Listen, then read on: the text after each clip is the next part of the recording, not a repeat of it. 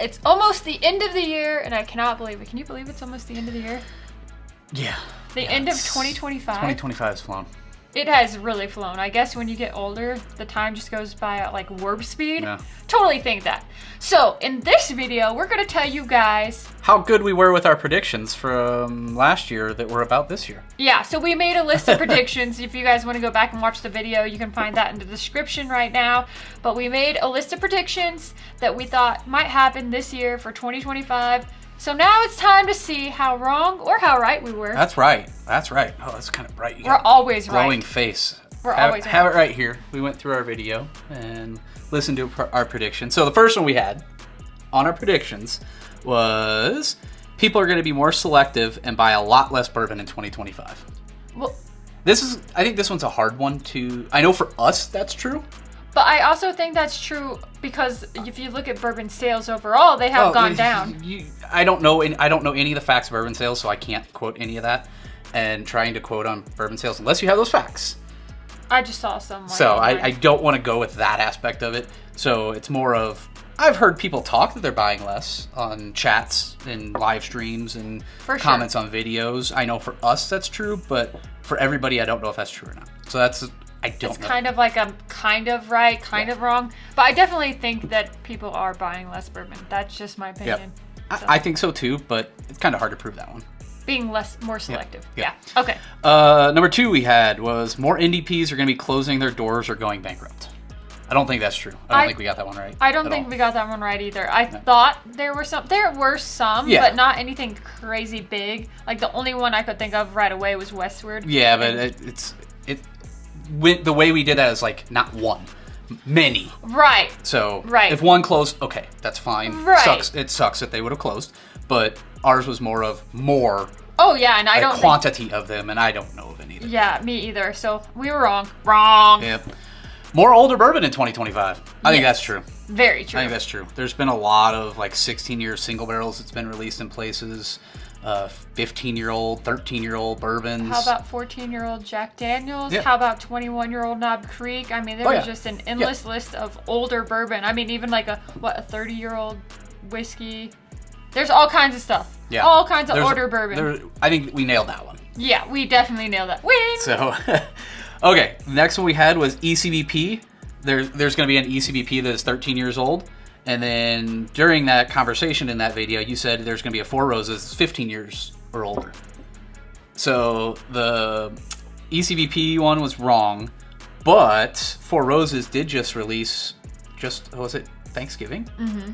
Was it a 16-year-old? I thought it was a 20-year-old, but... No, it wasn't 20. It was like 16 years old, a single barrel.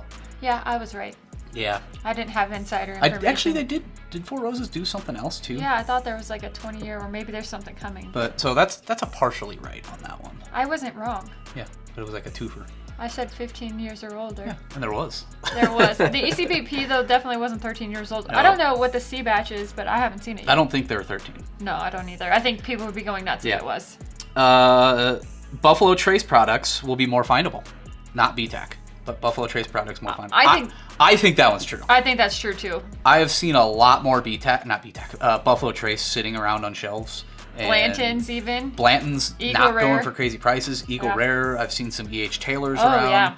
Mm-hmm. So I personally think that one's true, but I think that's probably more of your state / location may vary on that one. For sure, but I think for us, definitely we've seen more, and I've seen more people posting online. Oh my gosh, I've been looking for years, and this year, it just seems like I've seen a huge influx of these bottles. So I think we were right. I think that one's right.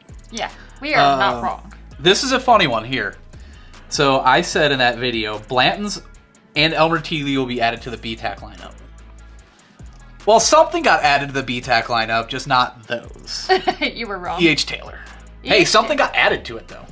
I'm giving myself a 50% on that one. That's fail. I know. It's still fail, but hey, something got added to it. I mean, if you like to look at the glass half full instead of half empty, that just means that you were actually 50% right. You were like half right. So if you take the one about the ECBP and Four Roses that we got a 50% on, and that one, you get 100%. I love your math. That's right. You do have a math minor, so I'm just gonna listen to him. I am terrible at math. So that one, I'm excited to try it whenever we can get a pour of it. But it's crazy prices right now. Like many things.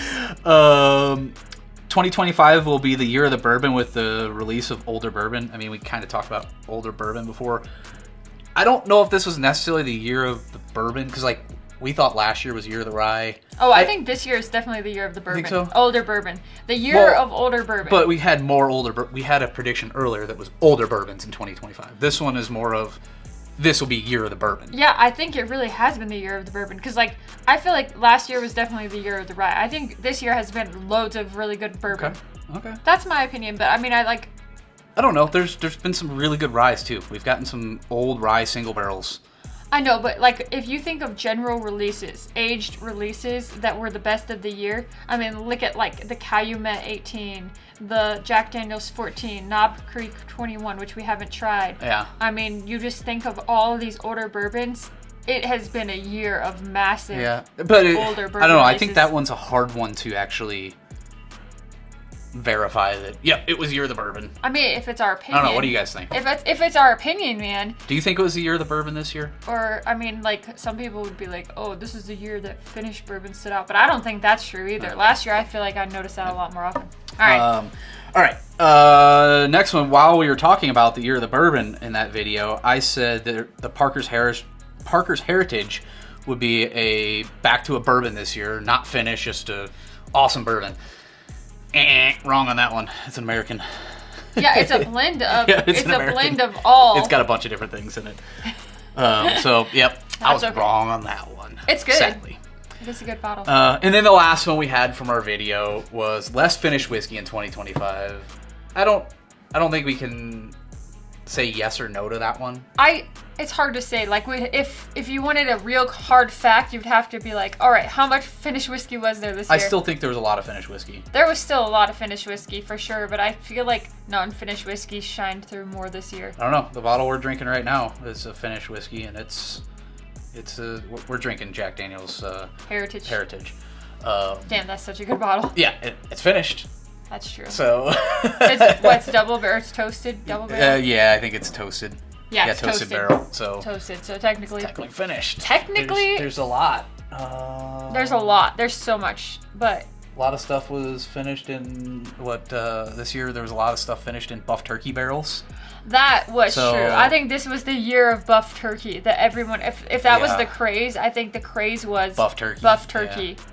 I think that was the craze of 2025. Like 2024 was the craze of Ambarana and honey barrel finished, and this year was the craze of buff turkey finish. I still think there was as much finished this year as there was last year. Yeah, you might be right. I don't know. So it was a good year for bourbon. It was a good year. Last year wasn't really a good year for like as good of a year, minus like Russell's 15 and a few other things. But this year, holy smokes, so many good bourbons. All right. Yeah. So that's what we got. That's what we talked about in our last video, and that's what we had in this video. And I don't know. I give ourselves a 50%. 50%? That's what I was about to say. What is predictions? I think that's fairly good. I mean, the weather guessers on TV. Weather guessers. I mean, look, I'm a big fan of meteorologists. That's what I wanted to do growing up. I don't know. I thought this was a fun video, and it's fun to look back at our predictions, and maybe we should do the same thing next year. We'll see. We got to do a predictions video. Yeah, we got to do one. Yeah. We got to do one. We're going to be wrong. I think we're going to be more wrong about next year for some reason. Yeah. I think next year is a question mark. So, all right. Well, that's all we've got for you. Let us know your predictions for next year, and let us know if maybe you made some predictions this year that came true. Let us know in the comments, and we hope you have a wonderful day. I'm Dara. I'm Bill. We'll see you next time right back here on The Average Drinker. Average Guesser.